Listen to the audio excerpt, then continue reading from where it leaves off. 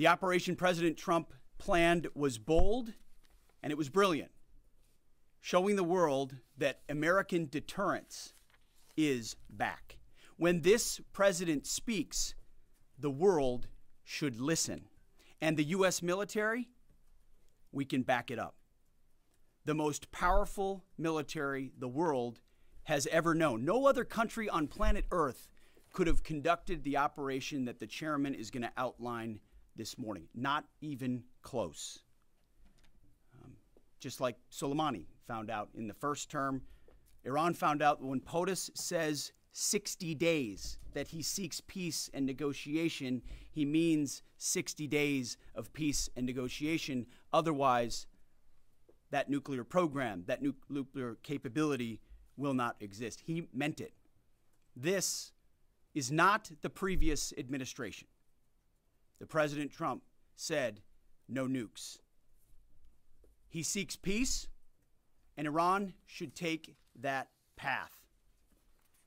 He sent out a truth last night saying this: any retaliation by Iran against the United States of America will be met with force far greater than what was witnessed tonight. Signed, the President of the United States, Donald J. Trump. Iran would be smart to heed those words. He's said it before, and he means it. I want to give recognition to the Chairman of the Joint Chiefs of Staff, the Joint Staff, General Eric Kurilla at CENTCOM, who did a phenomenal job, he and his staff, all of CENTCOM. Policy across the board, this was a joint effort, and across the Pentagon effort. I want to recognize the pilots who flew those bombers, who flew those fighters, who flew those refuelers, warriors. I want to recognize the sailors on those destroyers, in those subs, on those carriers, warriors, all of them. I want to recognize our soldiers doing air defense, base defense, QRF, warriors, all of them. Every American involved in this operation performed flawlessly. And I want to give recognition to our allies in Israel as well. This is a plan that took months and weeks of positioning and preparation so that we could be ready when the President of the United States called. It took a great deal of precision. It involved misdirection and the highest of operational security. Our B-2s went in and out of downtown Tehran, not Tehran, excuse me, of these nuclear sites, in and out and back without the world knowing at all. In that way, it was historic. A strike that included the longest B-2 Spirit bomber mission since 2001 and the first operational employment of the MOP, a massive ordnance penetrator. The mission demonstrated to the world the level of joint and allied integration that speak to the strength of our alliance and our joint forces. As President Trump has stated, the United States does not seek war, but let me be clear. We will act swiftly and decisively when our people, our partners, or our interests are threatened. Iran should listen to the President of the United States and know that he means it, every word. I want to give congratulations to our Commander-in-Chief. It was an honor to watch him lead last night and throughout, and to our great American warriors on this successful operation. God bless our troops. God bless America. And we give glory to God for his providence and continue to ask for his protection. I turn it over now to the chairman for specifics. Thank you, Mr. Secretary. Thanks for recognizing all of our folks out there doing our nation's work, and nice to see everybody on this early Sunday morning. Last night, on the President's orders, U.S. Central Command, under the command of General Eric Kurilla, executed Operation Midnight Hammer, a deliberate and precise strike against 3 Iranian nuclear facilities. This was a complex and high-risk mission carried out with exceptional skill and discipline by our joint force. I want to thank every service member, planner, operator that made this mission possible. Their actions reflect the highest standards of the United States Armed Forces. This operation was designed to severely degrade Iran's nuclear weapons infrastructure. It was planned and executed across multiple domains and theaters with coordination that reflects our ability to project power globally with speed and precision at the time and place of our nation's choosing. This was a highly classified mission with very few people in Washington knowing the timing or nature of this plan. I'll refer you to the graphic on the side as I walk you through some of the operational details. At midnight Friday into Saturday morning, a large B-2 strike package comprised of bombers launched from the continental United States.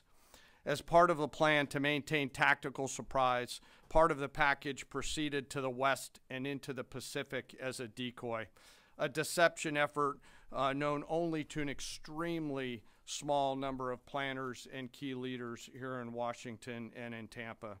The main strike package, comprised of 7 B-2 Spirit bombers, each with 2 crew members, proceeded quietly to the east with minimal communications. Throughout the 18-hour flight into the target area, the aircraft in-flight refuelings. Once over land, the B-2s linked up with escort and support aircraft in a complex, tightly timed maneuver requiring exact synchronization across multiple platforms in a narrow piece of airspace, all done with minimal communications. This type of integration is exactly what our joint force does better than anyone else in the world. At approximately 5 p.m. Eastern Standard Time last night, and just prior to the strike package entering Iran, a U.S. submarine in the Central Command Area of Responsibility launched more than 24 Tomahawk land attack cruise missiles against key surface infrastructure targets at Esfahan. As the Operation Midnight Hammer strike package entered Iranian airspace, the U.S. employed several deception tactics, including decoys, as the 4th and 5th generation aircraft pushed out in front of the strike package at high altitude and high speed, sweeping in front of the package for enemy fighters and surface-to-air missile threats. The strike package was supported by U.S. Strategic Command, U.S. Transportation Command, U.S. Cyber Command, U.S. Space Command, U.S. Space Force, and U.S. European Command. As the strike package approached Fordo and Natanz, the U.S. protection package employed high-speed suppression weapons to ensure safe passage of the strike package, with fighter assets employing preemptive suppressing fires against any potential Iranian surface-to-air threats. We are currently unaware of any shots fired at the U.S. strike package on the way in. At approximately 6:40 p.m. Eastern Standard Time, 2:10 a.m. Iran time, the lead B-2 dropped 2 GBU-57 massive ordnance penetrator weapons on the first of several aim points at Fordo. As the president stated last night, the remaining bombers then hit their targets as well, with a total of 14 MOPs dropped against 2 nuclear target areas. All 3 Iranian nuclear infrastructure targets were struck between 6:40 p.m. and 7:05 p.m. Eastern Time. Again, that's about 2:10 in the morning local time in Iran, with the Tomahawk missiles being the last to strike at Esfahan to ensure we retain the element of surprise throughout the operation. Following weapons release, the Midnight Hammer strike package exited Iranian airspace and the package began its return home. We are unaware of any shots fired at the package on the way out. Iran's fighters did not fly, and it appears that Iran's surface-to-air missile systems did not see us. Throughout the mission, we retained the element of surprise. In total, U.S. forces employed approximately 75 precision-guided weapons during this operation. This included, as the president stated last night, 14 30,000-pound GBU-57 massive ordnance penetrators, marking the first ever operational use of this weapon. I know that battle damage is of great interest. Final battle damage will take some time, but initial battle damage assessments indicate that all 3 sites sustained extremely severe damage and destruction. More than 125 U.S. aircraft participated in this mission, including B-2 stealth bombers, multiple flights of 4th and 5th generation fighters, dozens and dozens of air refueling tankers, a guided missile submarine, and a full array of intelligence, surveillance, and reconnaissance aircraft, as well as hundreds of maintenance and operational professionals. As the Secretary said, this was the largest B-2 operational strike in U.S. history and the second longest B-2 mission ever flown, exceeded only by those in the days following 9/11. Well prior to the strike, General Kurilla elevated force protection measures across the region, especially in Iraq, Syria, and the Gulf.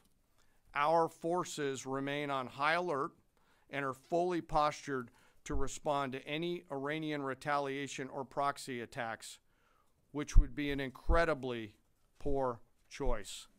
We will defend ourselves. The safety of our service members and civilians remains our highest priority. This mission demonstrates the unmatched reach, coordination, and capability of the United States military. In just a matter of weeks, this went from strategic planning to global execution. This operation underscores the unmatched capabilities and global reach of the United States military. As the President clearly said last night, no other military in the world could have done this. I join the President and the Secretary in being incredibly proud of the air crews, naval forces, cyber operators, planners, and support teams, and commanders who made this mission possible. It is their skill, discipline, and teamwork that makes this operation possible. I am particularly proud of our discipline related to operational security, something that was of great concern to the President, the Secretary, General Kurilla, and me, and we will continue to focus on this. As we stand here this morning, many assets are still airborne, and we have hundreds deployed. I ask that we keep our warfighters on their way home and our deployed service member in our thoughts. Our joint force remains ready to defend the United States, our troops, and our interests in the region. Thank you very much. We will take a few questions, Phil. Me? Yeah. So, is regime change off the table, Mr. Secretary? And to the chairman, you said the battle damage assessment is still ongoing, but do you believe that some nuclear capability in Iran remains? This mission was not and has not been about regime change.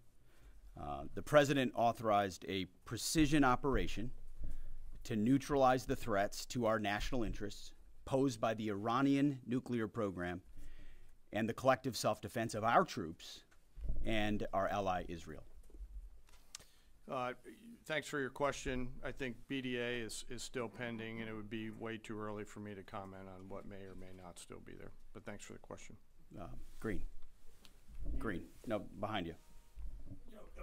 Excuse me, Mr. Secretary, can you tell me, was there a particular moment when the President decided to pull the trigger on this operation where he said, now, rather than being, something in the holster, now we're going to pull the trigger on it? I would just say, having the opportunity to witness his leadership, he was fully committed to the peace process, wanted a negotiated outcome, gave Iran every single opportunity, and unfortunately was met by stonewalling, which is why he gave them plenty of time to continue to come to the table and give up enrichment, give up the nuclear program. But there was I won't say the particular moment, there was certainly a moment in time where he realized that it had to be a certain action taken in order to minimize the threat to us and our troops. Yeah. General, you say that General Kurilla increased force protection in Iraq, Syria, and Gulf, in those areas. Were they given any advance warning the attacks were coming? And also, Mr. Secretary, When were congressional leaders notified? How long before the attacks took place? Sir, to your first question, you know, the risk has clearly been rising over the last few weeks in the region. Based on that and not a particular awareness of this operation, we've made smart decisions to minimize the risk to U.S. forces in the region. So they were given no advance warning? No, sir. And congressional? They were notified after the planes were safely out. Well, we complied with the notification requirements of the War Powers Act. After the attacks, they were notified? They were immediately thereafter. Yes. Thank you, Secretary. Two quick questions. Do you believe you completely destroyed Iranian nuclear program? And how about Iranian ballistic missiles? Your ally as Israel always saying that is biggest threat. And second question is very important. What will be your next step if Iran or militias under Iranian influence in the region attack U.S. interests or allies in the region? And you can chime in on this too, Mr. Chairman. The battle damage assessment is ongoing, but our initial assessment, as the chairman said, is that all of our precision munitions struck where we wanted them to strike and had the desired effect, which means especially in Fordo, which was the primary target here, we believe we achieved destruction of capabilities there. Ultimately, wherever it may be, whether it's in Iraq or Syria or bases in the Gulf, as the president said, it would be, as the chairman said, it would be a very bad idea for Iran or its proxies to attempt to attack American forces. Yes. Thank you, Mr. Secretary. Regarding retaliations, Iran and North Korea are cooperating on nuclear and missile development. Do you think there is a possibility that Iran, North Korea, and the other forces, such as China, will join forces to retaliate against the United States? Well, unfortunately, because of the policies under the previous administration, we drove those countries together, and ultimately that creates a challenging environment. For this particular operation, the focus is on Iran and Iranian nuclear capabilities. That's our focus here, is to not just say that they can't have, but President Trump has said from over 20 years, frankly, Iran cannot have a nuclear weapon. And ultimately, he decided this is the moment, given their stonewalling, when direct military action had to be taken to prevent that from happening. Yes. Thank you very much. General Kane, I understand OPSEC, I respect OPSEC. Can you say at all what security procedures are being taken to protect U.S. troops in Iraq and elsewhere in the Middle East? And Secretary Hegseth, as a global war on terrorism veteran, what do you say to veterans who may be concerned the U.S. is getting into another open-ended war in the Middle East over weapons of mass destruction? Thanks, sir, for the question. I won't comment on what force protection measures are being taken in the region. What I will say is we're being proactive and not reactive, and being very thoughtful about ensuring that we do all that we can to protect our forces out there. And I would just say, as the president has directed and made clear, this is most certainly not open-ended. It doesn't mean it limits our ability to respond. We will respond if necessary. The most powerful military in the world is postured and prepared to defend our people. But what the president gave us, as I said, was a focused, powerful, and clear mission on the destruction of Iranian nuclear capabilities. Those were the targets. That's what was struck. That's what was overwhelming. That's what was overwhelming. That's what the Iranian regime needs to understand, as the president put out last night. He wants peace. There needs to be a negotiated settlement here. We ultimately demonstrated that Iran cannot have a nuclear capability. That is a very clear mission set on this operation. Yes, hold on. Yes, right there. Thank you, Mr. Secretary. Question for the Secretary and the Chairman. How was this strike coordinated with the Israelis on a strategic level, militarily, and on a tactical level? Was there any direct Israeli military participation in this operation? Well, I would say certainly Israel had an incredible military success, especially at the beginning and ongoing, in degrading Iranian capabilities, in degrading Iranian launchers, MRBMs.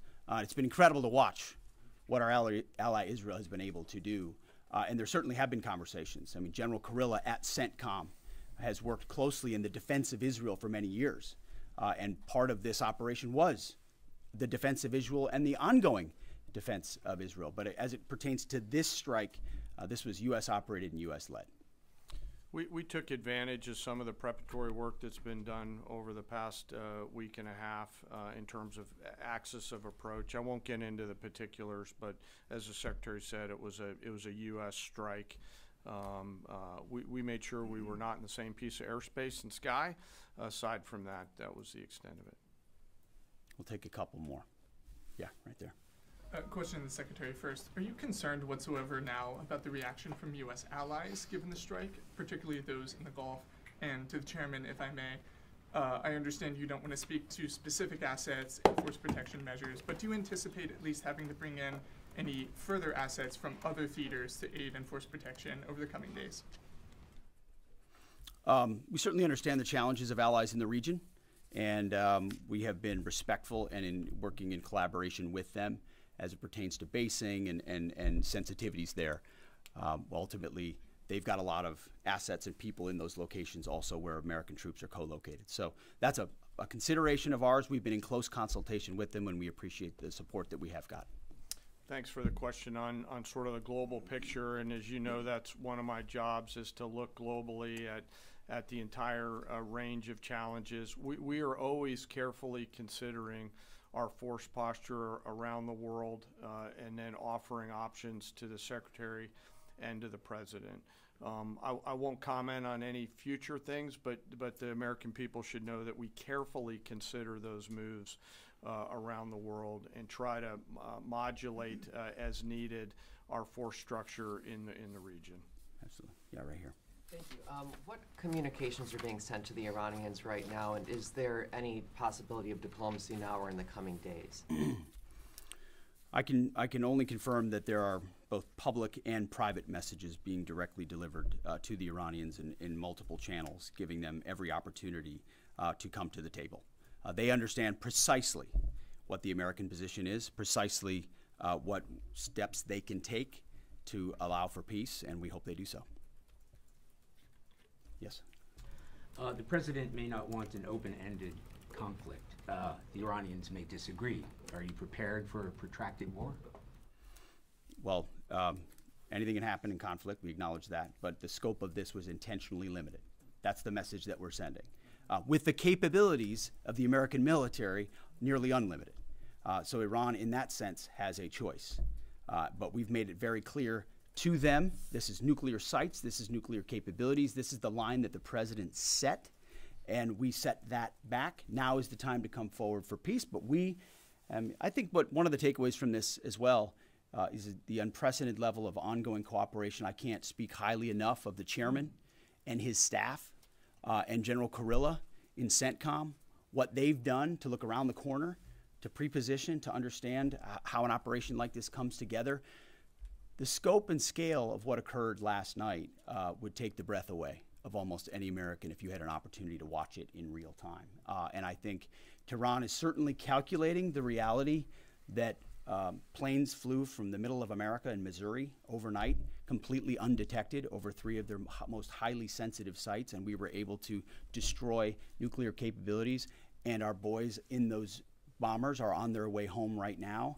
We believe that'll have a clear psychological impact on how they view the future, and we certainly hope they take the path of negotiated peace. But I could not be more proud of how this building operated, of the precision, the sensitivity, and the professionalism of the troops involved in this effort. I will take one more. We'll take one more question. Yes, right there. Thank you, Mr. Secretary. Concerning the justification for these strikes, in March, the Office of the Director of National Intelligence released their threat assessment, concluding, quote, Iran is not building a nuclear weapon, and Khamenei has not authorized the nuclear programs he suspended in 2003, unquote. So what new intelligence does the U.S. have since then that the Iranians have changed their position on nuclear weapons? And does this new intelligence come from U.S. sources and methods, or are we getting this information from other countries? Well, I would just simply say that the president's made it very clear. He's looked at all of this, all of the intelligence, all of the information, and come to the conclusion that the Iranian nuclear program is a threat, and was willing to take this precision operation to neutralize that threat in order to advance American national interests, reduce the Iranian nuclear program, and obviously collective self-defense of ourselves and our allies. So he looked at all of it, understood the nature of the threat, and took bold action I think the American people would expect in a commander-in-chief. That's all we've got. Thank you very much. Appreciate it, Mr. Chairman.